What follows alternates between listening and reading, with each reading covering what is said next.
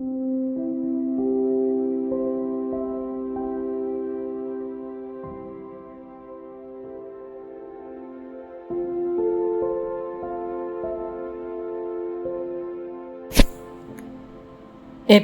63, This Side of Paradise. Madhukant sir and Kadambari madam were always there for us.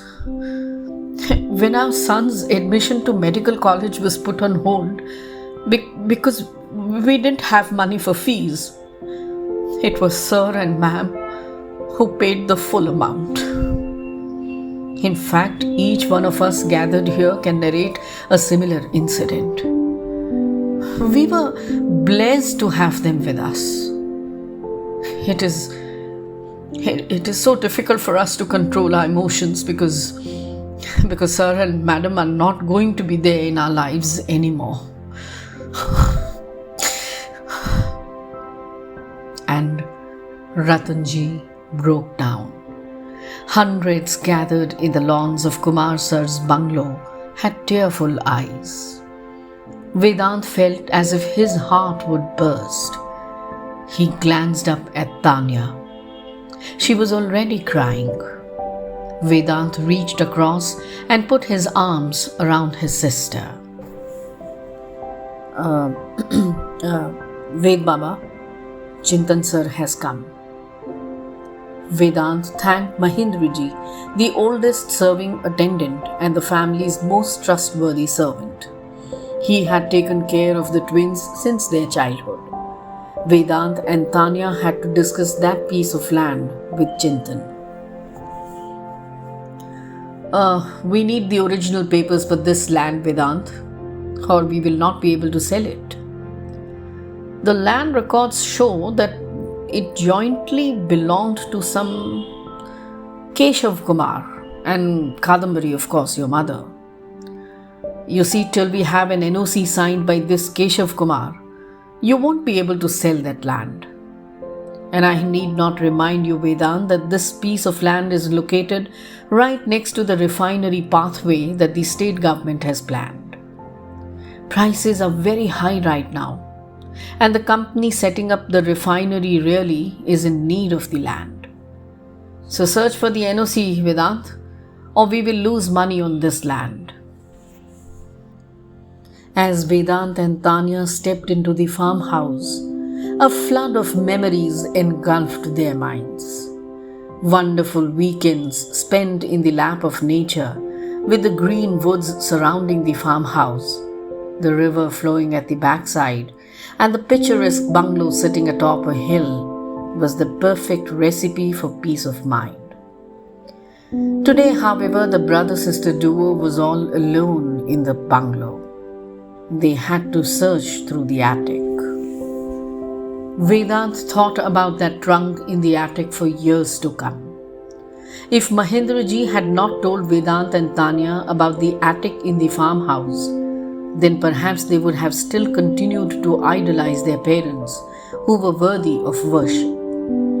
If they had told Chintan that in a vast empire of land and buildings and bungalows and commercial shops and offices, they were not bothered about a piece of land that was just 2.13 acres, then they would have remained blissfully ignorant of the truth. Madhukant and Kadambari were always called the ideal couple and ideal parents. They had brought up their children in absolute luxury, but at the same time they had been very careful not to make them into arrogant and rude youths. Madhukant's grandfather and father had purchased land around the city some 6 decades ago. As the city expanded, builders and land developers needed land, and Madhukant sold it at very high rates. He would also reserve an office or residential premises that were built over the land he sold. Thus, Madhukant came to rule over an empire of buildings and spaces on rent. When both the children settled abroad, Madhukant and Kadambari turned their attention to social service and busied themselves with providing school education to slum children and shelter to old people who were abandoned by their children. For decades, they regularly featured in the columns of page 3. Everyone who met them always called them Khandani Rais. The attic was full of trunks filled with old clothes. Vedant and Tanya were quite surprised because both Madhukant and Kadambari used to regularly donate their old clothes. There were old-style pajamas, kurtas, waistcoats, and even the famous Gandhi topi. The attic had layers of dust, which again surprised the twins because both Madhu and Kadam were cleanliness freaks. The attic gave them an impression that Madhu and Kadam didn't want anyone to come there. It was a portion of the house that seemed to be deliberately neglected. In the dimly lit area, Tanya suddenly spotted an old rusty trunk, duly locked, and kept the furthest to let it be out of reach of anyone. It took 2 hours for Mahendraji to look for the keys of this trunk and finally open it. The papers inside the trunk were yellowed and torn at the corners. Most of them were land sale deeds. What surprised the twins was that none of the sale deeds contained the names of Madhukant or Kadambari. At the extreme right corner, they found a thick, yellowed envelope containing a lot of postcards and letters. Curious, Tanya pulled them out, and paradise was lost forever. Postcard 1. Kadam, Ma is no more. She kept on saying till the last breath that she wants to meet you. Only because she wanted to curse you. Her anger and disappointment at what you have done was so much that she had become bedridden. Keshav Bhai is still so shocked at the way you and Madhu Jija took away our land, our only source of income. How wickedly you both took Keshav Bhai's signatures, convincing him that he was signing papers as guarantor for your visa to the US. But you sold that land to that big corporation by declaring it as non-agricultural land. The family is at the brink of starvation, Kadam, because of your greed. Writer, Kavita. Postcard 2. अरे मधु भाई, मंदिर वाली जमीन तो छोड़ देते. When Dadaji died, he had expressed his last wish that a temple should be constructed next to the river. Babuji had collected money for it also. But God knows what did you promise to the Sarpanch, that he declared that land as belonging to the Panchayat. Babuji got the first stroke on the next day.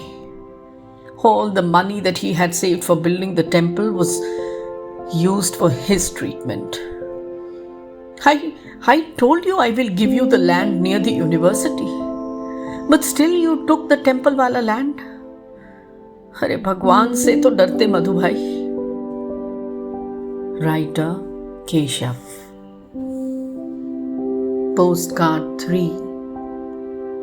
Madhu Kaka, I am Banwari Lal's son Vinod.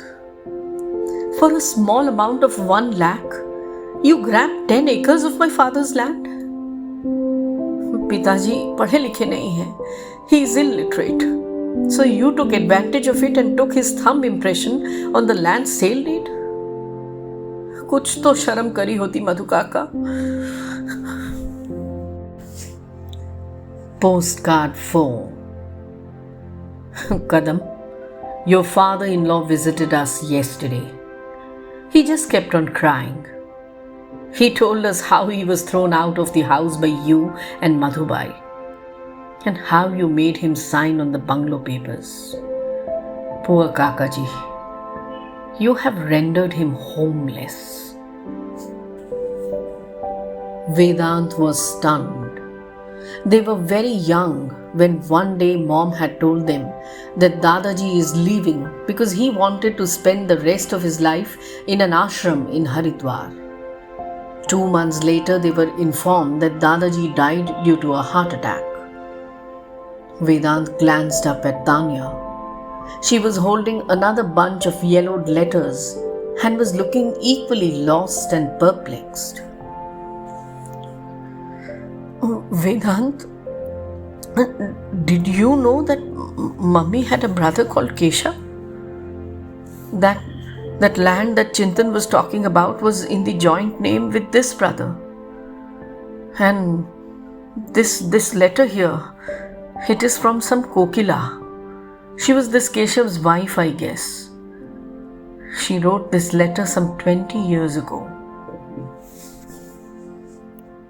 Kadambari, there is no one left in the family now. Keshav and I battled a lot to retain our land and our money. But you and Madhu Jijaji spun such a web of lies and deceit that everyone thought that the land and money belonged to you. Babuji, Ma, Tilak Bhai, his wife and us, we were all thrown out into the streets, left destitute by your machinations. Poverty, disgrace, sense of loss, and the shock of being cheated by you two was too much to bear for the family.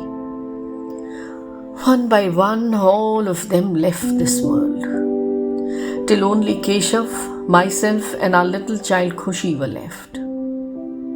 We thought that we will leave this village and go to some other place to settle down. But Madhu Jijaji brought false allegations of land grabbing against Keshav, and he was jailed for 10 long years.